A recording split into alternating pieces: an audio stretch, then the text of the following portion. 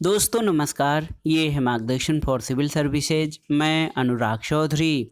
दोस्तों नागरिक शास्त्र अथवा राजनीति विज्ञान से आयोजित परीक्षाओं के लिए सिविक्स एग्जाम बूस्टर श्रृंखला में इस वीडियो में प्रस्तुत है लोक प्रशासन यानी पब्लिक एडमिनिस्ट्रेशन से संबंधित महत्वपूर्ण प्रश्नों का रिवीजन। इसमें हम त्वरित रूप में एग्जाम के लिए इम्पॉर्टेंट क्वेश्चन को रिवाइज करेंगे, जिससे आप कम से कम समय में अधिक से अधिक प्रश्नों को तैयार कर सकें। दोस्तों ये वीडियो प्रवक्ता परीक्षा, government degree college assistant professor, net JRF और अन्य राज्यों द्वारा राजनीति विज्ञान और नागरिक शास्त्र विषय से आयोजित शिक्षक भर्ती परीक्षाओं के लिए बहुत ही उपयोगी है। तो आइए शुरू करते हैं सिविक्स एग्जाम बूस्टर श्रृंखला में लोक प्रशासन से संबंधित महत्वपूर्ण प्रश्नों का रिवीजन। पहला प्रश्न है दोस्तों, लोक प्रशासन पर विधायी नियंत्रण का तरीका नहीं है क्या? तो सबसे पहले जान लेते हैं लोक प्रशासन पर विधायी नियंत्रण के तरीके कौन कौन से हैं। तो दोस्तों अपने यहाँ संसदीय शासन व्यवस्था है और यहाँ पर विधायी नियंत्रण के जो उपकरण हैं उसमें राष्ट्रपति का अभिभाषण, प्रश्नकाल, इसके अलावा वाद विवाद तथा बहस, बजट पर बहस, स्थगन प्रस्ताव, अविश्वास प्रस्ताव और संसदीय समितियां तथा लेखा परीक्षण शामिल हैं।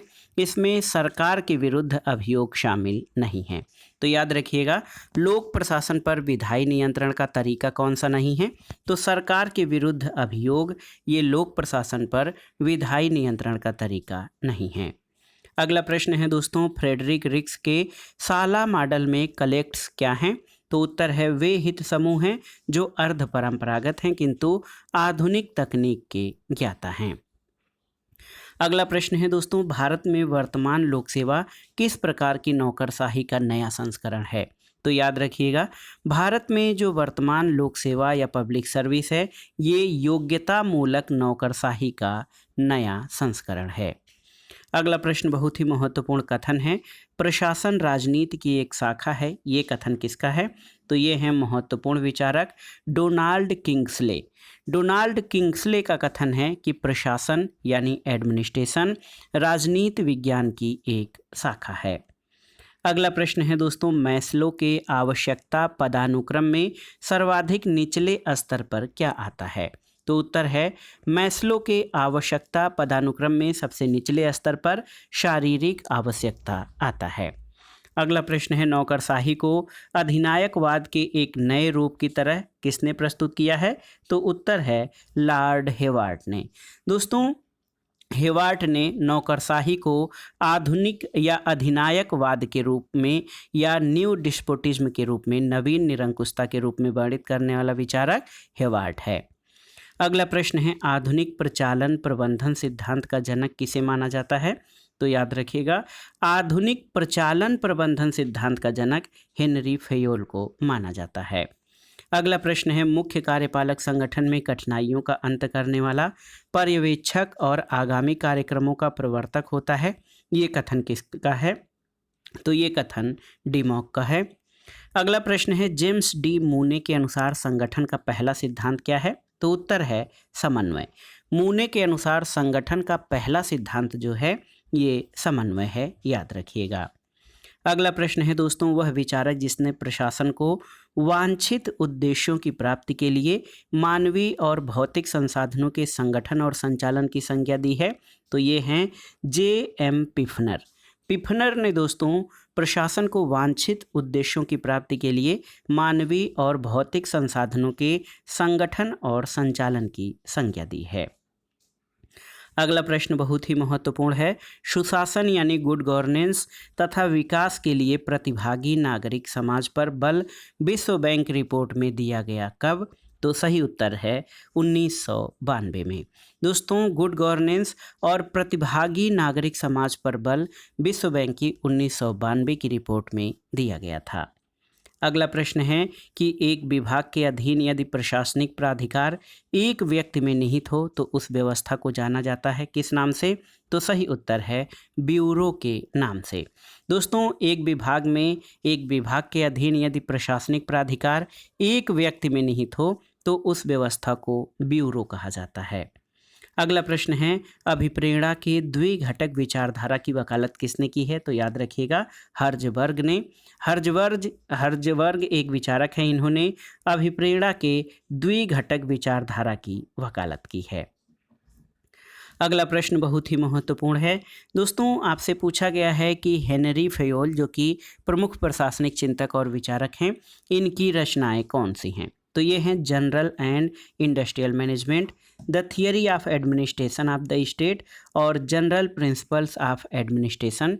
ये हेनरी फयोल की प्रमुख रचनाएं हैं। अगला प्रश्न है, कौन सा प्रशासनिक अभिकरण के पास कार्य संपादन का एकाधिकार है? तो सही उत्तर है सूत्र अभिकरण। सूत्र अभिकरण जो है, इस प्रशासकीय अभिकरण के पास कार्य संपादन का एकाधिकार है।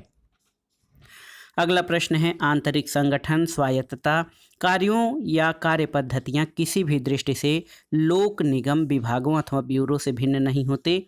ये मत किसका है? तो ये LD व्हाइट का मत है। अगला प्रश्न है, प्रबंधकीय संजाल की अवधारणा विकसित की किसने? तो ब्लेक और मूटन ने दोस्तों प्रबंधकीय संजाल की अवधारणा विकसित की है।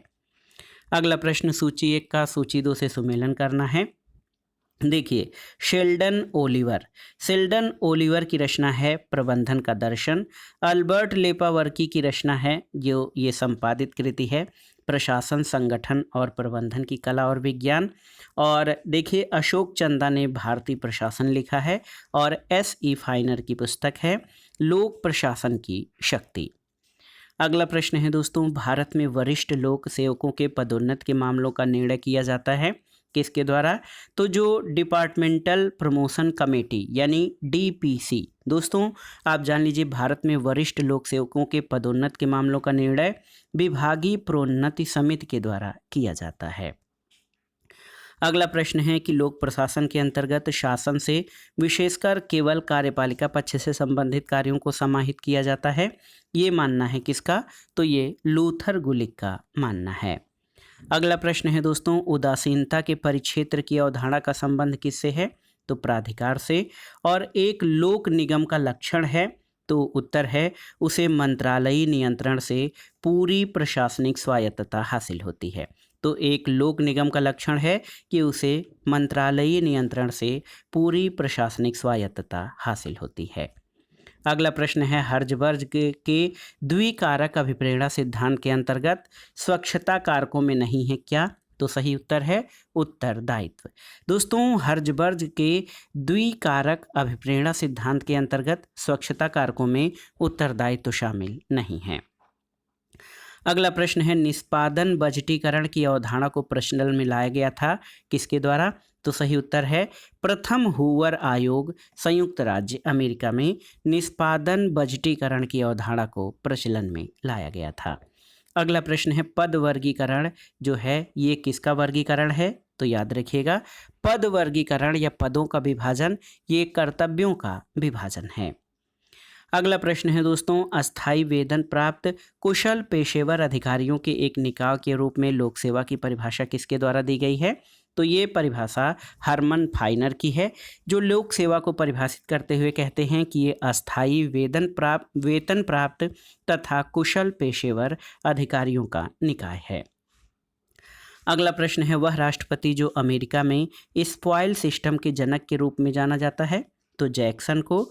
और देखिए, सुशासन की अवधारणा के अंतर्गत एक महत्वपूर्ण बिंदु क्या है? तो उत्तर है पारदर्शिता। दोस्तों आप जान लीजिए, सुशासन की अवधारणा के अंतर्गत एक महत्वपूर्ण बिंदु पारदर्शिता है।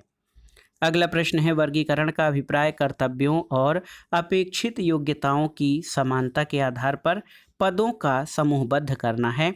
ये कथन किसका है? तो ये कथन M मार्क्स यानी मार्टिन मार्क्स का है और ये विचारक कार्ल मार्क्स से अलग हैं। तो वर्गीकरण का अभिप्राय कर्तव्यों और अपेक्षित योग्यताओं की समानता के आधार पर पदों का समूहबद्ध करना है, ये मार्टिन मार्क्स का कथन है। एक बहुत ही महत्वपूर्ण प्रश्न बार बार पूछा जाता है, अभिप्रेरणा के आवश्यकता सोपान सिद्धांत का प्रतिपादन किसने किया है? तो मैस्लो के द्वारा। और देखिए, बहुत ही महत्वपूर्ण प्रश्न, ब्यूरोक्रेसी पद की सर्वप्रथम जो है उत्पत्ति या प्रयोग किसने किया था? तो सही उत्तर है फ्रांसीसी लेखक विंसेंट डी गोर्ने ने। दोस्तों विंसेंट डी गोर्ने ने नौकरशाही पदबंध ब्यूरोक्रेसी शब्द का सबसे पहले प्रयोग किया था। अगला प्रश्न है लोक प्रशासन विधि अथवा कानून को विस्तृत एवं व्यवस्थित रूप में कार्यान्वित करने का नाम है। कानून को कार्यान्वित करने की प्रत्येक क्रिया एक प्रशासनिक क्रिया है। ये कथन किसका है? तो ये वुडरो विल्सन का कथन है। अगला प्रश्न है कि संगठनात्मक इकाई जिसको योजना निर्मात्री, परामर्शदात्री, शोधकर्ता तथा समन्वयक की भूमिका का निर्वहन करना होता है, क्या कहलाती है? तो सही उत्तर है स्टाफ। अगला प्रश्न है नियंत्रण की सीमा के सिद्धांत का तात्पर्य क्या है? तो आप जान लीजिए दोस्तों, नियंत्रण की सीमा जो होती है वो अधीनस्थ कार्मिकों की वह संख्या जिसको एक प्रशासकीय अधिकारी प्रभावी रूप से निर्देशित कर सके उसे नियंत्रण की सीमा कहा जाता है। अगला प्रश्न है भारत में संथानम और बोहरा समितियों ने क्रमशः किन विषयों पर प्रतिवेदन प्रस्तुत किया? तो याद रखिएगा संथानम और बोहरा समितियों ने भ्रष्टाचार और अपराधीकरण पर अपनी रिपोर्ट प्रस्तुत की है। अगला प्रश्न है लोक निगम व्यवसाय का एक आदर्श स्वरूप है जिसके पास सरकार की सत्ता और निजी उद्योग का लचीलापन और स्वतः प्रेरण होती है। तो ये कथन किसका है? तो ये रूजवेल्ट का कथन है। देखिए सही समय पर समुचित पदोन्नति का होना सेवारत पुरुषों और महिलाओं की संपूर्ण प्रतिभा की विकास प्रक्रिया का आवश्यक भाग है। ये कथन किसका है? तो ये दोस्तों ये फुलटन समिति का जो है कथन है। और फुलटन समिति का मानना था कि पदोन्नति जो है वो सही समय पर होना चाहिए जिससे सेवा में पुरुष और महिला जो हैं उनके संपूर्ण प्रतिभा का विकास हो सके।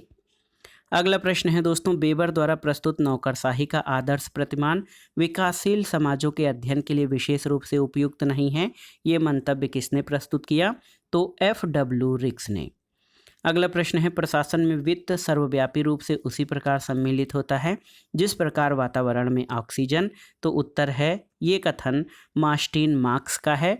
और वित्त जो है सबसे महत्वपूर्ण है प्रशासन में क्योंकि बहुत सारी चीज़ें, बहुत सारी व्यवस्थाएं वित्त के अभाव में संभव नहीं हैं। अगला प्रश्न है संगठन के आधार के रूप में 4P का समर्थन किसने किया? तो लूथर गुलिक ने। लूथर गुलिक ने दोस्तों लोक प्रशासन के क्षेत्र को पोस्टकार्य के रूप में व्यक्त किया है। इसमें CEO का क्या तात्पर्य है? तो CEO का अर्थ कोऑर्डिनेशन या समन्वय से है जो कि प्रशासन में बहुत ही महत्वपूर्ण है। और आप जान लीजिए पोस्टकार्य में दोस्तों यहाँ पर देखिए P से प्लानिंग, O से ऑर्गेनाइजिंग, S से स्टाफिंग, D से डायरेक्टिंग, CEO से कोऑर्डिनेटिंग, R से रिपोर्टिंग और B से बजटिंग। और इसको व्यवस्थित रूप देने का श्रेय लूथर गुलिक को जाता है। अगला प्रश्न है ओम्बुड्समैन की संस्था का सबसे पहले उदय कहाँ हुआ था? तो ओम्बुड्समैन या जनहित रक्षक संस्था सबसे पहले स्वीडन में आई थी। अगला प्रश्न है पद सोपान को क्रमिक प्रक्रिया की संज्ञा किसने दी? तो रैले और मूने ने पद सोपान को क्रमिक प्रक्रिया की संज्ञा दी थी। अगला प्रश्न है भारत में एक अमेरिकी विशेषज्ञ फ्रेंज काज को किस वर्ष में ये जांचने के लिए आमंत्रित किया गया कि निष्पादक बजट भारत में अपनाया जा सकता है या नहीं? तो सही उत्तर है 1964 में। अगला प्रश्न है दोस्तों भारत सरकार के थिंक टैंक के रूप में कार्य करने के लिए भारतीय लोक प्रशासन संस्थान यानी IIPA Indian institute of public administration की स्थापना कब हुई थी? तो उत्तर है याद रखिएगा मार्च 1954 में भारत सरकार के थिंक टैंक के रूप में कार्य करने के लिए Indian institute of public administration यानी IIPA की स्थापना हुई थी। अगला प्रश्न है भारतीय प्रशासनिक सेवा के अधिकारियों की नियुक्ति की जाती है किसके द्वारा? तो भारत के राष्ट्रपति द्वारा। भारत में प्रशासनिक सेवा के प्रशिक्षण, सुधार और पेंशन के लिए उत्तरदायी है कौन सा मंत्रालय? तो याद रखिए कार्मिक, लोक शिकायत और पेंशन मंत्रालय। ये भारत में प्रशासनिक सेवा के प्रशिक्षण, सुधार और पेंशन के लिए उत्तरदायी है। अगला प्रश्न है 1963 में लोकपाल शब्द का प्रतिपादन सबसे पहले किसने किया था? तो LM सिंघवी यानी लक्ष्मीमल सिंघवी ने 1963 में सबसे पहले लोकपाल शब्द का प्रतिपादन किया था। अगला प्रश्न है कि वह आदेश जो चेस्टर बर्नार्ड द्वारा प्रतिपादित उदासीनता के क्षेत्र के अंतर्गत आता है, तो ये है जो निर्विवाद रूप से स्वीकार्य हैं वो आदेश चेस्टर बर्नार्ड द्वारा प्रतिपादित उदासीनता के क्षेत्र के अंतर्गत आता है। अगला प्रश्न है पैट्रिक डनलेवी ने नव लोक प्रबंधन या एनपीएम के 3 प्रमुख घटक गिनाए हैं, उसमें क्या क्या चीज़ें शामिल हैं, तो याद रखिएगा विसमुच्चयन, प्रतियोगिता और प्रोत्साहीकरण। याद रखिएगा पैट्रिक डनलेवी ने नव लोक प्रबंधन के 3 प्रमुख घटक गिनाए हैं, विसमुच्चयन, प्रतियोगिता और प्रोत्साहीकरण। अगला प्रश्न सही सुमेलन करना है। फ्रेडरिक टेलर ने मेंटल रिवोल्यूशन की बात की, पीटर ड्रकर ने management by objectives, Chester Barnard functions of the executive पुस्तक है, और अब्राहम मिस्लो मोटिवेशन यानी अभिप्रेरणा से संबंधित हैं। अगला प्रश्न है लोक प्रशासन के विकासात्मक चरणों का आरोही क्रम क्या है, तो सबसे जो पहला है राजनीति प्रशासन विभाजन 1887 से 1926, प्रशासन का सिद्धांत 1927 से 1937, चुनौती का युग 1938 से 1947, पहचान का संकट 1948 से 1970 और लोक नीति परिप्रेक्ष्य 1970 से अब तक चल रहा है। और ये लोक प्रशासन के विकासात्मक चरणों का जो है आरोही क्रम है। अगला प्रश्न है वह सिद्धांत जिसके लिए फ्रेडरिक हर्जबर्ग को जाना जाता है, तो उत्तर है अभिप्रेरणा सिद्धांत। अगला प्रश्न है दोस्तों फ्रेडरिक डब्ल्यू टेलर यानी FW टेलर की मौलिक रचनाएं कौन सी हैं, तो याद रखिएगा piece rate system, art of cutting metals और शार्प मैनेजमेंट, ये FW टेलर की रचनाएं हैं। अगला प्रश्न है एक कथन है कि द्वंद्व कोई युद्ध नहीं है बल्कि यह केवल अंतर का दिखाई पड़ता है, मतांतर, हितों का अंतर न केवल मालिक और कर्मचारी के बीच बल्कि प्रबंधकों के बीच भी, निदेशकों के बीच भी, या जहां कहीं अंतर दिखाई पड़ते हैं। ये कथन किसका है, तो Mary P Follett, Mary Parker Follett का कथन है कि द्वंद्व कोई युद्ध नहीं है। अगला प्रश्न है कि लोक प्रशासन राजनीतिक रूप से निर्धारित लक्ष्यों की निष्पत्ति है, ये कथन किसका है, तो ये वुडरो विल्सन का कथन है। और देखिए प्रसिद्ध परवर्णी शब्द पोस्ट कार्ब को किसने गढ़ा है, तो गुलिक और उर्विक ने। याद रखिएगा लूथर गुलिक ने इसको सबसे व्यवस्थित और प्रचलित रूप दिया, उर्विक ने भी पोस्ट कार्ब से ही आधारित प्रश्नों को गढ़ा था। अगला प्रश्न है दोस्तों तुलनात्मक लोक प्रशासन का जनक किसे कहा जाता है, तो फ्रेडरिक्स को। और री इन्वेंटिंग गवर्नमेंट 1992 पुस्तक किसके द्वारा लिखी गई है, तो ऑसबोर्न और गैबलर के द्वारा री इन्वेंटिंग गवर्नमेंट 1992 पुस्तक लिखी गई है। अगला प्रश्न है मेरी पार्कर फॉलेट के उन्नत विचार हैं, तो उत्तर है रचनात्मक द्वंद्व और एकीकरण यानी इंटीग्रेशन, ये मेरी पार्कर फॉलेट के उन्नत विचार हैं। अगला प्रश्न है कि बजट की परिभाषा दी गई है। बजट एक दस्तावेज है जिसमें सार्वजनिक राजस्व और व्यय की प्रारंभिक स्वीकृत योजना होती है, ये परिभाषा किसने दी, तो उत्तर है रेमो स्टोहम ने बजट की ये परिभाषा दी है। अगला प्रश्न है निष्पादन बजट ये दर्शाता है कि कोई सरकारी इकाई अपने लक्ष्यों और उद्देश्यों को किस सुगमता से प्राप्त करती है। निष्पादन बजट के केंद्रीय बिंदु क्या हैं, तो आप देख लीजिए इसमें निष्पादन स्तरों की स्थापना तथा सूचना संग्रहण की आवश्यकता होती है, जो कार्य किया जाता है उसकी मात्रा का मापन होता है, उस कार्य की गुणवत्ता अथवा उसके परिणाम का मापन होता है, और इसका इस बात पर प्रभाव पड़ता है कि किसी विभाग को भविष्य में कितना पैसा प्राप्त होगा। अगला प्रश्न है 1989 में विश्व बैंक ने किसके संदर्भ में राष्ट्र में शासन या गवर्नेंस की संकल्पना प्रस्तुत की थी, तो सब सहारा यानी उप सहारा अफ्रीका के संदर्भ में। अगला प्रश्न है दोस्तों उपभोक्ता संरक्षण अधिनियम कब पारित किया गया था, तो याद रखिएगा 1986 में। अच्छा प्रशासन तथा लोकतंत्र साथ साथ चलते हैं, ये कथन किसका है, तो ये लूथर गुलिक का कथन है। Notes on theory of organisation किसके द्वारा लिखा गया है, तो याद रखिएगा लूथर गुलिक के द्वारा। अगला प्रश्न है ई गवर्नेंस या इलेक्ट्रॉनिक गवर्नेंस का अर्थ क्या है, तो उत्तर है सरकार किसी भी समय कहीं भी इलेक्ट्रॉनिक माध्यम से सेवाओं और सूचनाओं का वितरण, कागज रहित कार्यालय और पारदर्शितापूर्ण तथा पारदर्शी सरकारी कार्य, ये ई गवर्नेंस का अर्थ है।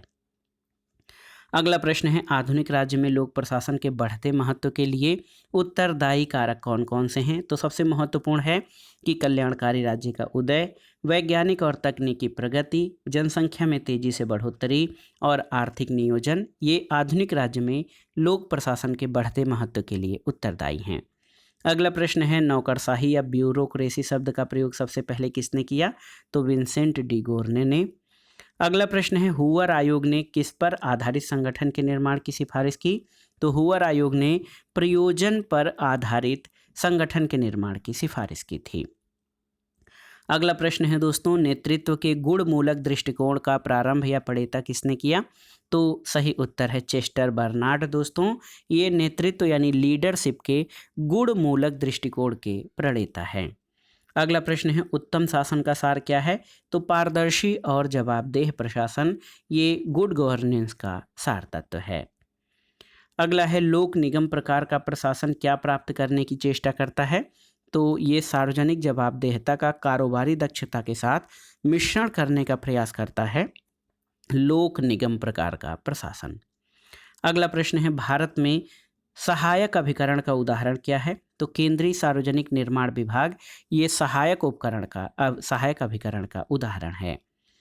अगला प्रश्न है, जिले में कानून व्यवस्था कायम करने के लिए जिला पुलिस पर सामान्य नियंत्रण किसका होता है? तो उत्तर है डिस्ट्रिक्ट कलेक्टर यानी जिलाधिकारी का। सत्ता के सहमति मॉडल की रचना किसने की? तो बर्नार्ड ने। और लोक निगम का उत्तरदायित्व किसके प्रति होता है? तो ये संसद के प्रति होता है। अगला प्रश्न है दोस्तों, देखिए, निर्णयन विभिन्न विकल्पों में से चुनाव की एक सरलतम विधि है, ये कथन किसका है? तो ये रे ए किलियंस का कथन है। लोक चयन सिद्धांत के आधार पर नौकरशाही का अध्ययन किस विचारक ने किया है? तो उत्तर है विलियम निस्कॉनेन ने। और तार्किक चयन सिद्धांत मुख्य रूप से संबंधित है किससे? तो वर्जीनिया स्कूल में। अगला प्रश्न है दोस्तों, एक बार संसद में बजट पेश करने के बाद सरकार को केंद्रीय बजट से संबंधित सभी धन विधेयकों को पारित करवाना पड़ता है कितने दिन के भीतर? तो 75 दिन के भीतर। और एक महत्वपूर्ण पुस्तक है द ब्यूरोक्रेटाइजेशन ऑफ द वर्ल्ड नामक पुस्तक किसके द्वारा लिखी गई है? तो उत्तर है ब्रूनो रिज्जी के द्वारा। ये महत्वपूर्ण पुस्तक ब्यूरोक्रेसी पर आधारित है और किस तरह दुनिया जो है ब्यूरोक्रेसी के नियंत्रण में आती जा रही है। द ब्यूरोक्रेटाइजेशन ऑफ द वर्ल्ड पुस्तक ब्रूनो रिज्जी के द्वारा लिखी गई है। अगला प्रश्न है, पार्टी हित के प्रति पूर्वाग्रह जो है किस प्रकार की नौकरशाही के कारण होता है? तो उत्तर है संरक्षक नौकरशाही के कारण। और वह विद्वान जो नौकरशाही अधिनायकवाद से संबंधित हैं, तो ये गुलेरेमो ओ डोनेल हैं। अगला प्रश्न है, वे विद्वान जिसने गैर निर्णय लेने को शक्ति का दूसरा चेहरा कहा है? तो पी बचराक और एम बर्टाज ने। अगला प्रश्न है, सत्तावादी शासन को परिभाषित करने के लिए सुल्तानवाद शब्द किसने गढ़ा था? तो ये मैक्स वेबर ने। और हर्बर्ट साइमन के, दोस्तों आप जान लीजिए, हर्बर्ट साइमन के बाधित तार्किकता उपागम के विकल्प के रूप में कौन नीति उपागम को माना जाता है? तो सही उत्तर है चार्ल्स लिंडब्लोम का इंक्रीमेंटलिज्म प्रतिमान जो है ये हर्बर्ट साइमन के बाधित तार्किकता उपागम के विकल्प के रूप में माना जाता है। अगला प्रश्न है, वह समूह जिसको सुशासन के मूल सिद्धांत के रूप में माना जाता है? तो उत्तर है निष्पक्षता, सहभागिता और उत्तरदायित्व। इनको सुशासन या गुड गवर्नेंस के मूल सिद्धांत के रूप में माना जाता है। अगला प्रश्न है, नौकरशाही के कार्य क्या हैं? तो प्रशासन को अंजाम देना, नीति संबंधी सलाह देना, राजनीतिक स्थिरता बनाए रखना और हितों का स्पष्टीकरण और समूहीकरण करना, ये नौकरशाही या ब्यूरोक्रेसी के कार्य हैं। अगला प्रश्न है, द्वितीय प्रशासनिक सुधार आयोग ने सरकार के विचारार्थ कितने रिपोर्ट दी थी? तो सही उत्तर है 15 रिपोर्टें। अगला है कि भौतिकी या रसायन की तरह प्रशासन भी सिद्धांतों से शासित होता है, ये कथन किसका है? तो ये लूथर गुलिक का कथन है। और अगला प्रश्न और इस वीडियो का आखिरी प्रश्न है कि वे घटक जो लोक सेवकों के द्वारा प्रशासनिक नैतिकता के पालन में बाधक हैं, तो उदासीनता और अंध नियम परकता या अनधिकार, ये लोक सेवकों द्वारा प्रशासनिक नैतिकता के पालन में बाधक हैं। तो दोस्तों ये था आज का वीडियो। सिविक्स एग्जाम बूस्टर श्रृंखला के अंतर्गत प्रवक्ता परीक्षा, गवर्नमेंट डिग्री कॉलेज और उच्चतर शिक्षा द्वारा आयोजित असिस्टेंट प्रोफेसर परीक्षा, नेट जेआरएफ तथा अन्य राज्यों द्वारा आयोजित शिक्षक भर्ती परीक्षाओं के लिए लोक प्रशासन के सिद्धांत और लोक प्रशासन के विचारकों से संबंधित महत्वपूर्ण प्रश्नों का रिवीजन, जो आपके आगामी परीक्षाओं के लिए बहुत ही उपयोगी है। आप इन प्रश्नों को तैयार कर लीजिए। दोस्तों वीडियो आपको कैसा लगा हमें कमेंट बॉक्स में ज़रूर बताइएगा। वीडियो को लाइक करें, शेयर करें और इस चैनल मार्गदर्शन फॉर सिविल सर्विसेज को सब्सक्राइब करें। वीडियो देखने के लिए धन्यवाद दोस्तों। नमस्कार।